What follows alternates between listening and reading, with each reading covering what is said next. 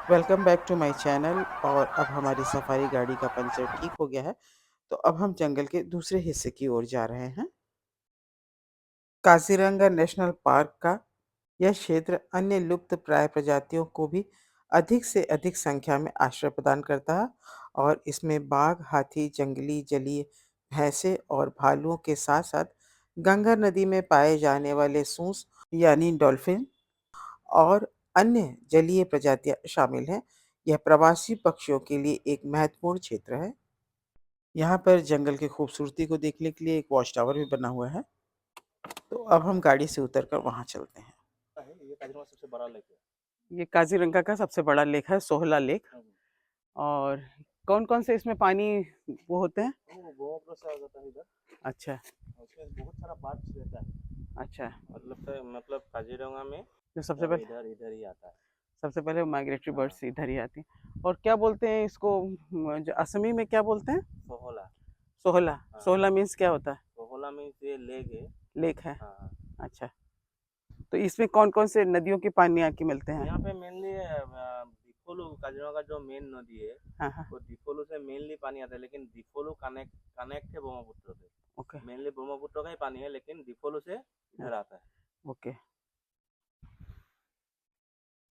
ब्रह्मपुत्र नदी के जलस्तर में उतार चढ़ाव के परिणाम स्वरूप नदी के तट से और नदी से संबंधित गतिविधियों का ये एक शानदार वेटलैंड तैयार हो गया है।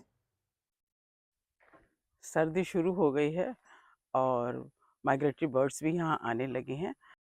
कैमरा जूम करके दिखाने की कोशिश करती हूँ, कुछ बर्ड्स यहाँ लैंड भी कर रही हैं। काजीरंगा नेशनल पार्क का ये वह इलाका है जहाँ पर पक्षी प्रजातियों के संरक्षण के लिए बर्ड वाइल्ड लाइफ इंटरनेशनल द्वारा महत्वपूर्ण पक्षी क्षेत्र घोषित किया गया है।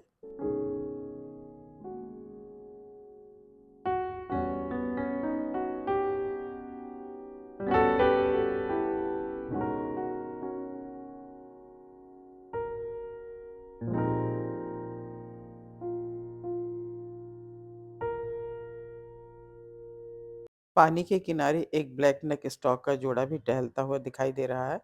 क्या इत्मीनान से आराम से टहल रहा है। और किनारे पर बहुत सारी दूसरी बर्ड्स भी बैठी हुई हैं।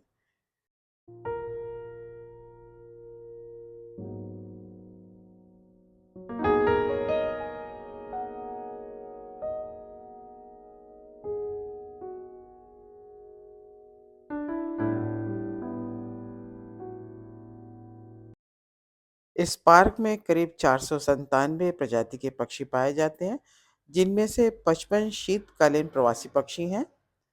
कुछ बार हेडेड गीज भी दिखाई दे रही हैं।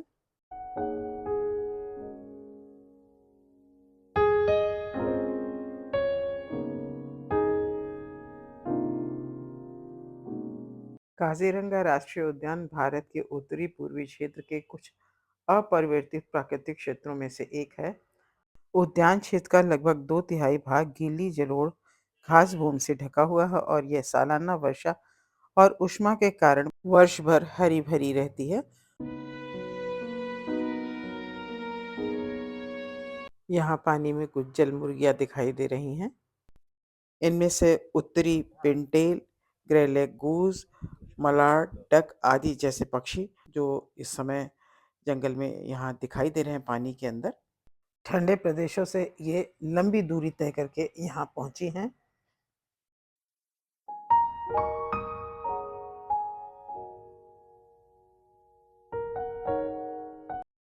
एंडेंजर्ड बर्ड की श्रेणी में शामिल एजुडेंट स्टार्क भी एक दिखाई दे रहा है।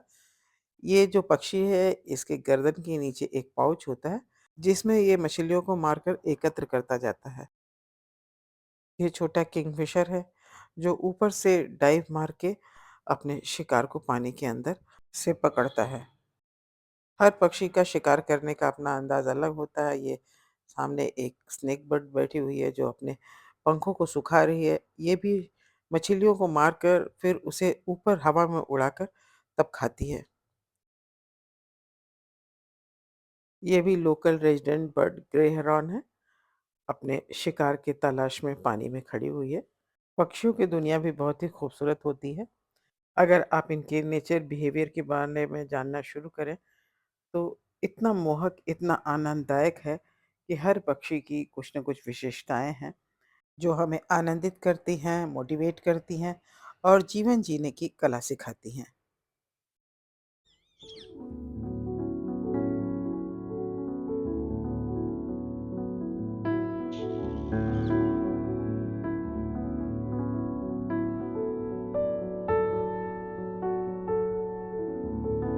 केएनपी में आने वाले पक्षियों में 25 विश्व स्तरीय महत्वपूर्ण पक्षी हैं और 23 पक्षी जो लुप्तप्राय हैं।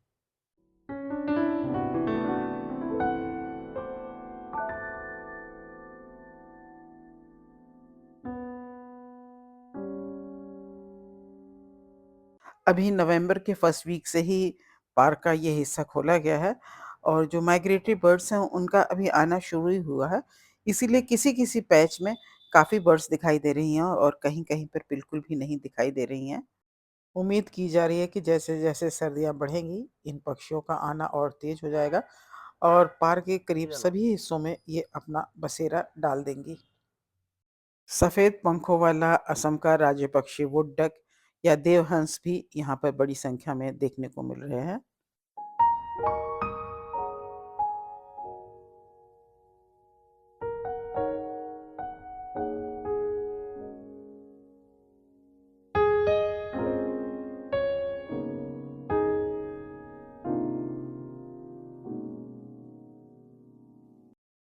काज़ीरंगा नेशनल पार्क वैसे तो बहुत ही खूबसूरत है, प्रकृति का इसे वरदान प्राप्त है, लेकिन यहाँ पर चुनौतियाँ भी बहुत सारी हैं। पार्क के 3 किनारों पर मानव बस्तियाँ हैं, जिनके कारण इस स्थल को शिकारियों और चरवाहों की अवैध घुसपैठों से सुरक्षित रखने में चुनौती का सामना करना पड़ता है। इसके अलावा दूसरी बड़ी समस्या है वर्षा ऋतु में आने वाली बाढ़, जिसके कारण कई पशुओं को उद्यान से बाहर प्रवास करना पड़ता है, जहां उनका शिकार होने की और फसलों को नुकसान पहुंचाने के लिए उनके साथ हिंसा होने की संभावना बढ़ जाती है।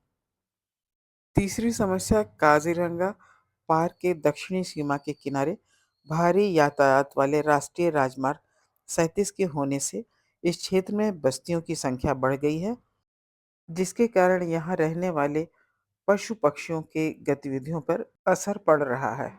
तमाम समस्याओं के बाद भी इस राष्ट्रीय उद्यान को और भी अधिक समृद्ध बनाने के लिए ब्रह्मपुत्र नदी के थोड़े भाग को समाहित करने के उद्देश्य राष्ट्रीय उद्यान को उत्तर में विस्तारित किया गया है। उद्यान की अखंडता में वृद्धि के लिए कार्बी आंग्लो पहाड़ियों के बीच बफर जोन का निर्माण किया गया है।